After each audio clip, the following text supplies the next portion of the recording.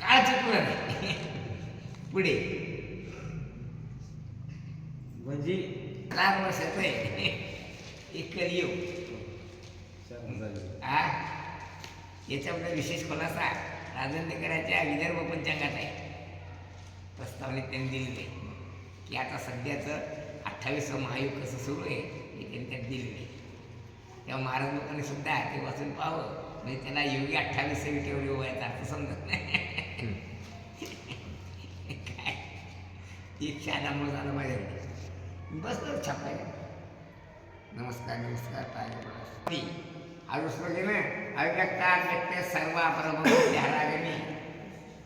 काय दुसऱ्या असा श्लोक आहे अव्यक्तानी भूतानी व्यक्तमध्ये आणि भारत अव्यक्त निधनाने तत्र का परिदेव. अर्थात उत्पत्ती आणि विनाश सृष्टीचा चालू असतो सांगतात. तेव्हा उत्पत्ती होत नाही, नाश होत नाही असं काहीच नाही. परस्तस्मात् भावन्यो व्यक्तात् सनातनः व्यक्तो व्यक्तात् सनातनः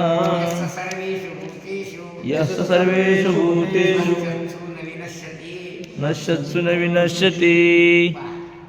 मग असा एक श्लोक झालेला आहे की हा आत्मा मरक्या शरीरात राहतो पण मरत नाही.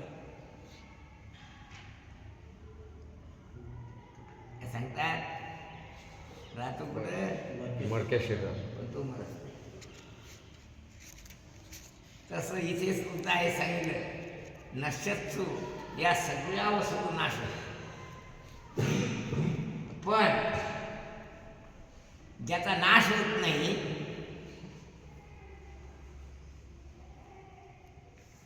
ते अविनाशी तत्व मी आहे. आणि कसं राहते सर्वेषु भूतेषु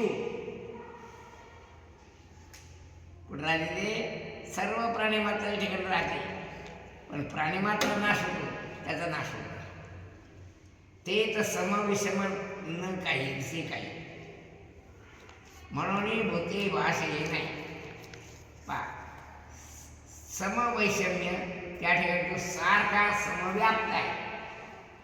म्हणून भूत उत्पत्ती विनाशवान धर्मवान जे लोक आहेत ते दिसत नाही, पण ते आहे. कसं काय पाहता दुधात तूप आहे पाहिलं काय पाहिलं का दुधाचं तूप नाही पण त्याचे आहे. दाखवा दाखवण्याकरता काही प्रक्रियेची गरज आहे. दुधाला विरजण टाकावं लागते. विरजण टाकली त्याचं दही होते, त्या दह्याला घुसळावं लागते. घुसळलं की त्याचं लोणी त्या लोणीला तापवलं की तूप होते. असं दिसते. कसं दिसते असं म्हणून दुधाची झाली तूप दही. तूप कसं काय काय तिथं दहीच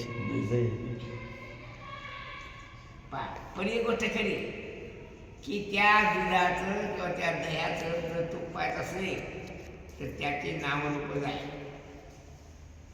त्यामध्ये त्या दह्याचं नावही जाते आणि रूपही जाते.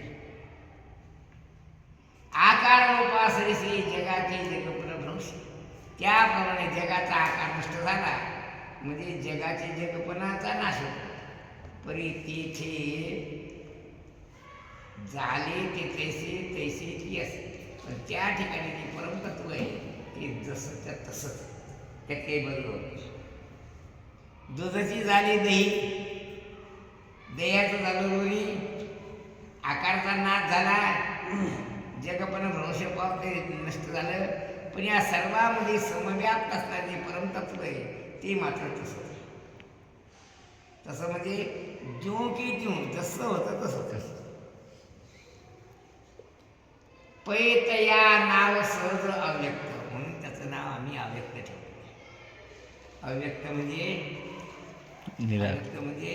निराकार दिसत नाही, दिसते आहे पण दिसत पण दिसत नाही. मग त्याचं नाव काय ठेवलं? अव्यक्त. अव्यक्त. आकारावेळी व्यक्त, जेव्हा दिसायसारखं झालं तेव्हा व्यक्त. हे एकाच एक सुचित एरवी जोडी नाही. तसं जर पाहिलं तर व्यक्त सापेक्ष अव्यक्त. काय व्यक्त आहे म्हणून अव्यक्त आहे. वस्तुता दोन्ही नाही. जसं नवरा आहे म्हणून बायको आहे, आणि विचार करून पाहिलं तर दोन्ही नाही, ती बायको आहे ना नवरा आहे. कारण दोघांचं परमतत्व एकच आहे.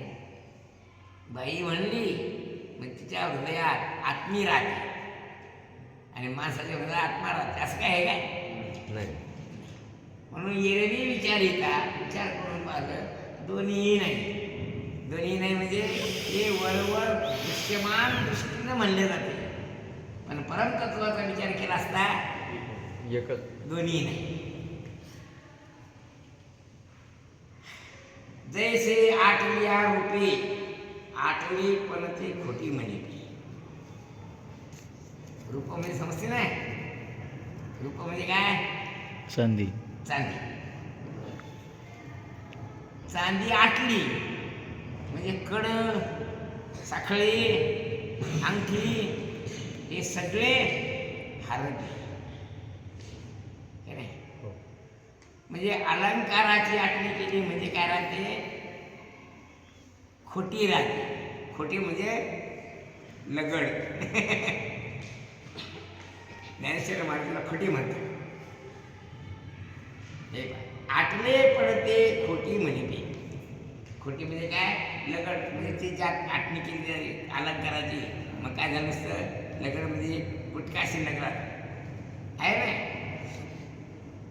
पुढं ते घनाकार हरपे तेवढे अलंकार होते. काय म्हणतात?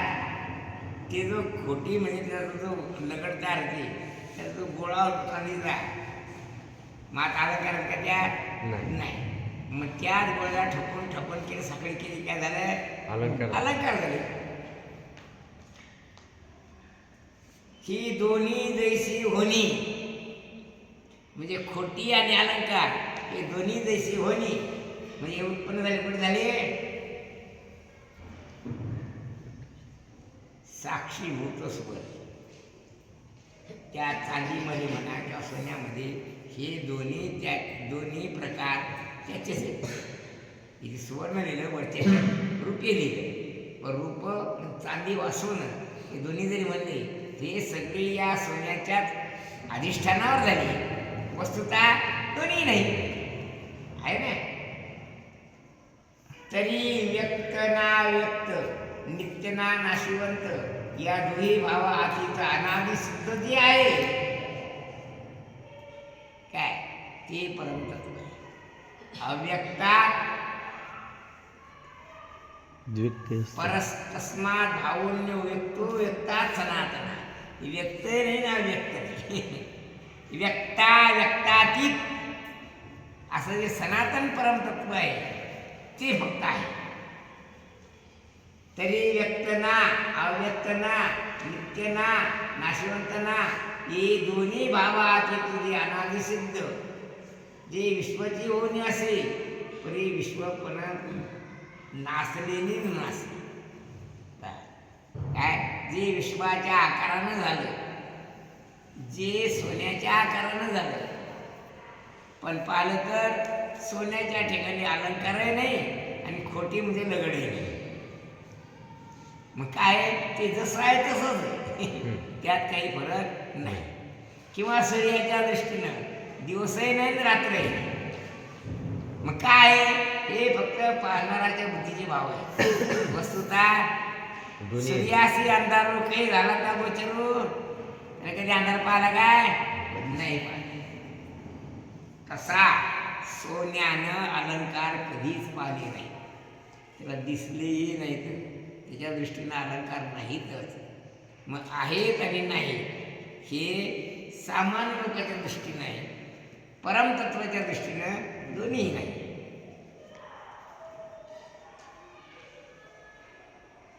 तरी व्यक्त ना व्यक्त नित्य ना नाशवंत त्या दैवाचे अनासिद्ध ते विश्वाची होणी असे परी विश्व पर नासलेले न नासे.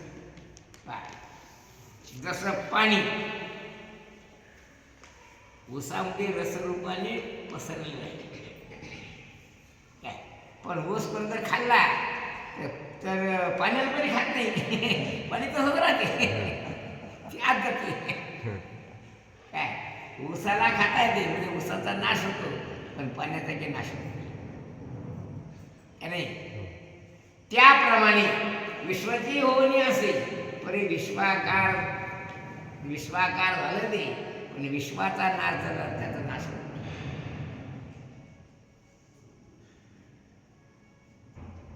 जैसे अक्षरी पुसिलिया न पुसी अर्थ जैसा. याच्यामध्ये आमचे गुरु महाराज गोष्ट सांगत असतात. एक मास्तर होता, प्रोफेसर होता, जरा मुलांच्या ताण मारायला. मग काही माठ्याचं पेपर होतीच त्यात, माठ्या गेला पण डोक्यातला नाही गेला. त्याने काय केलं, मास्तरचा घंटी वाजली, मास्तर यायला वेळ आला थोडासा, तितक्या वेळ त्यांनी काय केलं, हा मास्तर गाडवा बस काय पोरवटे बदमाश बेरकी असत पोरकोळा नाव सांगत नाही, त्यांना माहीत असते पण सांगत नाही. हे सुद्धा बदमाश आहे, त्यांना माहीत असते पण सांगत नाही, कोणीच बोलत नाही. काय करते बोल कोणीच बोल बोलते कोणी नाही. ते मास्तर तावता उठला ते पुसून टाकला. ते त्या कोपऱ्याला पोरगा म्हणतो, गुरुजी अक्षरे पुसलिया न पुसलिया असं नाही. हे बाई ज्ञानेश्वर महाराज काय म्हणला, अक्षरे पुसलिया न पुसलिया असं बरोबर आहे ना. हो.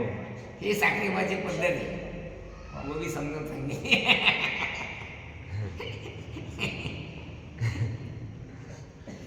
नाही पाहे पा विचार करून पा म्हणते, तरंग तरी होत जात, पाण्यावर तरंग उत्पन्न होतात, लीन होतात, परितीचं उदक अखंड असत काय. उत्पत्ती विनाश कोणाचा आहे, तरंगाचा आहे. पाणी उत्पन्न झालं काय, पाण्याचा नाश झाला काय नाही.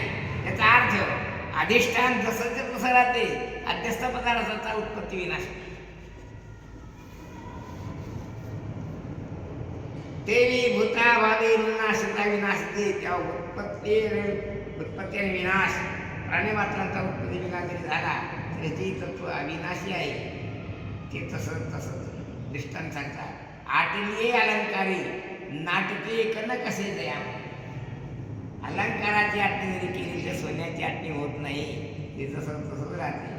केली मरती जीवाकारी अमर जी आहे, तेव्हा जीव मरतो, त्या मरणाऱ्या जीवाच्या आकारानं जे अविरामर तत्व आहे ते जसंच्या तसंच आहे.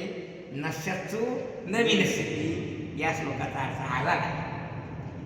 अव्यक्तोक्षर इत्युक्तस्, अव्यक्तोक्षरेत्युक्तस्, तमाहु परमां गतिं, तमाहु परमां गतिं, प्राप्य न निवर्तन्ते, यं प्राप्य न निवर्तन्ते, धाम परमं मम, तद्धाम परमं मम, सपरः पार्थ, पुरुषः सपरः पार्थ, लभ्यस्त्वनन्यया, भक्त्या लभ्यस्त्वनन्यया, यस्यान्तस्थानि भूतानि, येन सर्वमिदं ततं, येन सर्वमिदं ततं. या ठिकाणी एक गोष्ट महत्वाची, तद्धाम परमं मम, हे एवढा श्लोक आणखी दुसरीकडे कुठे ऐकला काय. यद्गत्वा न निवर्तन्ते. तद्धाम परमं आहे ना. जयाचे व्यक्त म्हणून एक कोडी, ज्याला कोडी म्हणजे कौतुकाने व्यक्त म्हणता येईल, ही स्तुती ऐशी नावडी. तुम्हाला वाटेल ही स्तुती म्हणून, पण स्तुती नाही. मग त्याला व्यक्त का म्हणतात, जी मना बुद्धी न सापडे म्हणून. काय म्हणतो की आम्ही स्तुतीने गोष्ट खरी सांगतो काय. मग तुमच्या अव्यक्त का म्हणता, त्याचं कारण मनाला बुद्धीला विषय न होणार असल्या कारणाने, मनवाच्या तिथं तुझे हे स्वरूप म्हणून काय सांगतात, मनाला आणि वाचेला विषय न होणार असल्या कारणाने त्याचं नाव काय आहे? होय. अव्यक्त. अव्यक्त. आता पहा, ज्ञानेश्वर महाराजांची व्याख्या आहे ती कमी दर्जाची. कोणती? अव्यक्त म्हणजे निराकार. काय? अव्यक्त निराकार नाही आकार आहे ना काय, ही व्याख्या कमी दर्जाची आहे. म्हणजे तो दृष्टीचा विषय सांगितला त्याने. इथे कसं आहे, दृष्टीचा नाही, मनाचा आणि कोण्या इंद्रियाला जे अविषय आहे त्याला अव्यक्त म्हणतात. ही त्याच्यापेक्षा सूक्ष्म व्याख्या आहे का नाही? आकारादियाचे निराकारपणा न वचे. तो आकारात आला पण निराकार पण त्याचं जसंच्या तसंच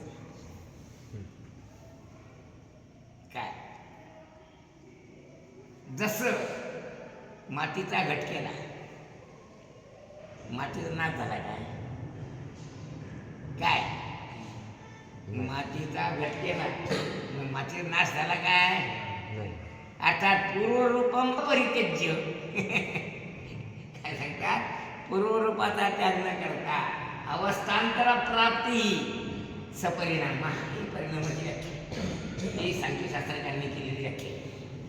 परिणामात कोणाचं आहे? सांख्यशास्त्रकारात. आणि विवर्तवाद कोणाचं आहे? वेदांत शास्त्रकारात. लक्षात ठेवा. विवर्तवाद कोणाचं आहे? ज्ञानेश्वर कोणाचं विवर्तवाद? वेदांत शास्त्र. वेदांत. परिणामात कोणाचं आहे?